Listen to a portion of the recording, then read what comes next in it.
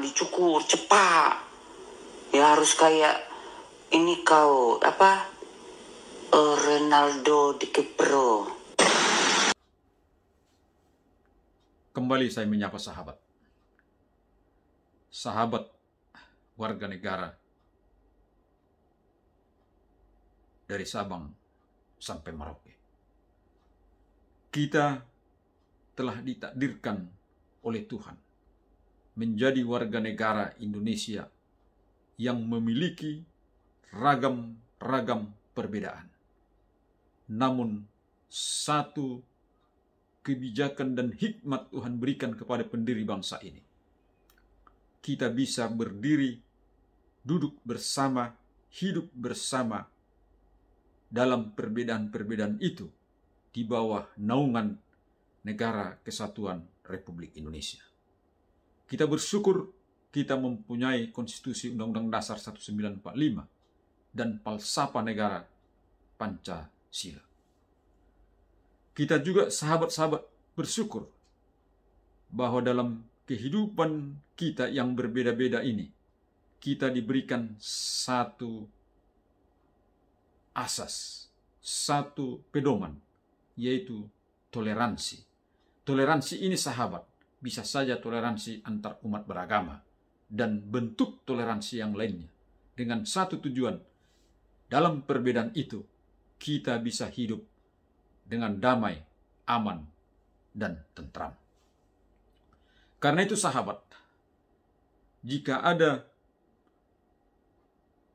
satu bentuk-bentuk konten yang disampaikan oleh saudara-saudara kita yang mencoba mencederai atau mencoba menggores kehidupan yang harmoni ini dalam perbedaan, sebagaimana video Ratu Entok yang viral, kita tentu semua memberikan reaksi dan respon agar perilaku-perilaku yang tidak baik ini, jika itu sudah memenuhi asas, bisa diduga atau disangkakan melakukan satu delik pidana penistaan agama, penodaan agama, atau menimbulkan kekacauan di tengah-tengah masyarakat, maka perbuatan itu haruslah diproses dengan hukum yang berlaku.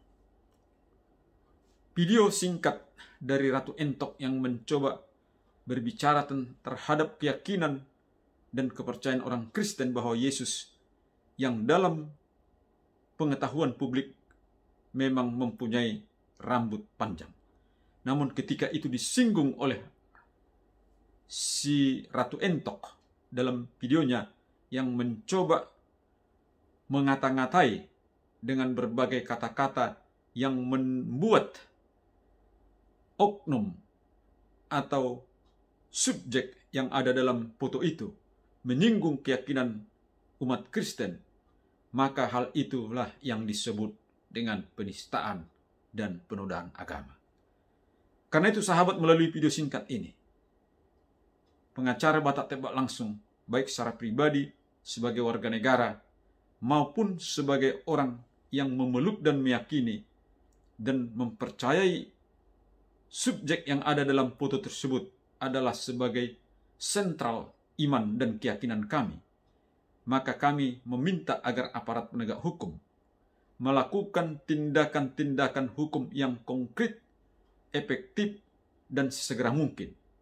Artinya sahabat-sahabat, himbauan kita kepada penegak hukum bahwa perbuatan penistaan agama sebagaimana dalam pasal 156A KUHP yang ancaman maksimalnya 5 tahun, dan jika perbuatan itu menggunakan sosial media yang diatur dalam Undang-Undang ITE, maka ancaman maksimalnya menjadi 6 tahun. Artinya sahabat, bahwa secara hukum maupun secara aturan-aturan kepolisian atau Perkap Kapolri, jika sudah ada laporan terhadap penistaan-penistaan agama yang menimbulkan keresahan di tengah-tengah masyarakat, maka seharusnya lah kepolisian bertindak sesegera mungkin melakukan proses hukum pro justisia terhadap terlapor atau tersangka. dengan tujuan sahabat agar masyarakat dapat diredakan dari berbagai persoalan-persoalan yang membuat terjadinya disharmoni di tengah-tengah masyarakat. Itulah tujuan mengapa pelaku-pelaku dari satu penistaan atau penodaan suku, agama, dan ras itu harus sesegera mungkin diproses atau dilakukan tindakan hukum yang efektif dan efisien. Artinya mencegah hal-hal yang lebih lagi bisa merusak tatanan kehidupan masyarakat yang kita dambakan agar tetap harmonis, agar tetap hidup dalam perbedaan itu, hidup rukun dan saling menghargai tanpa harus melakukan satu pertikaian-pertikaian. Karena mengingat sahabat bahwa masalah agama di tengah-tengah masyarakat kita Indonesia yang religius ini adalah sesuatu yang sensitif atau mempunyai sensitivitas yang tinggi jika itu disinggung atau jika itu dinodai atau dinista.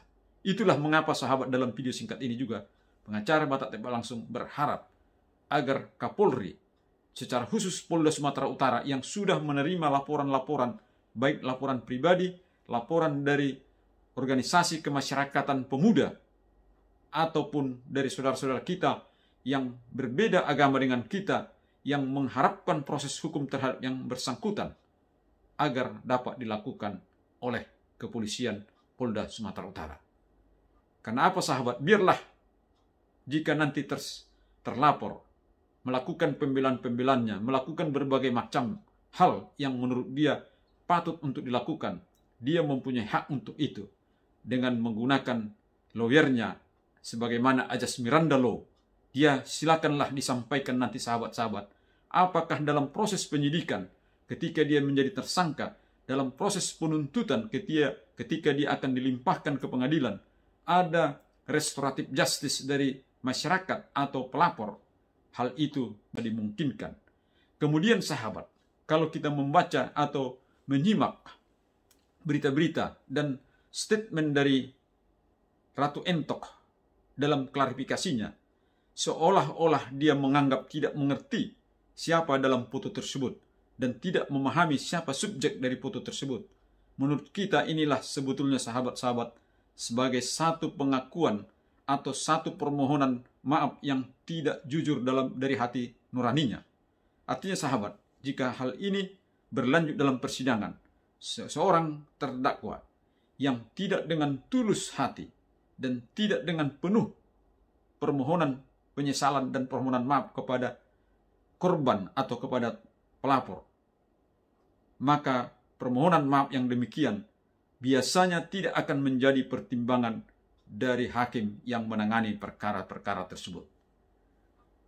Dalam praktik sehari-hari sahabat, kami sering mengajarkan atau sering menghimbau kepada klien-klien kami dalam kaitan-kaitan kasus pidana agar dia dengan sungguh-sungguh memberikan pernyataan dan penyesalan dan tidak akan mengulangi perbuatannya dan memohon agar hakim mengampuninya atau memberikan hukuman yang seringan-ringannya.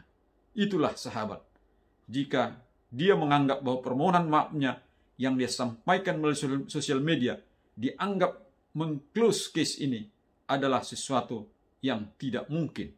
Oleh karena itu sahabat, kita bisa mengerti dan memahami mengapa masyarakat mendorong agar proses hukum terhadap Ratu Entok terus berlanjut. Artinya sahabat, bahwa dorongan itu bukan menunjukkan adanya kebencian terhadap Ratu Entok, tetapi adalah untuk menghentikan perbuatan-perbuatan salah yang dilakukannya dan tidak akan mengulanginya dan tidak akan mengulangi kembali di kemudian hari. Dan ini menjadi presiden dan pelajaran bagi kita semua. Inilah pelajaran dan hikmat atau sesuatu menjadi pesan bagi kita semua pengguna sosial media, sahabat-sahabat kami, baik dari kalangan Kristen, kalangan Muslim, dari kalangan penganut agama lain, seperti Katolik, Buddha, dan lain-lain. Marilah kita hindari adanya perdebatan-perdebatan atau adanya ucapan-ucapan, ujaran-ujaran, atau statement-statement karena menganggap bahwa yang diyakini adalah yang terbaik, sehingga mencela atau menodai atau menista keyakinan orang lain. Haruslah hal-hal seperti ini kita hindari di kemudian hari. Demikianlah sahabat, video singkat dari pengacara Batak Tembak Langsung ini sekaligus meminta kepolisian negara Republik Indonesia melakukan respon yang secepat mungkin atas setiap penistaan-penistaan agama oleh siapapun, terhadap agama siapapun dan keyakinan siapapun. Salam hormat bagi kita semua. Semoga Indonesia tetap terjaga kerukunan dan kedamaiannya. Itulah harapan kita, selalu mendengung-dengungkan kehidupan yang bertoleransi. Salam bagi semuanya.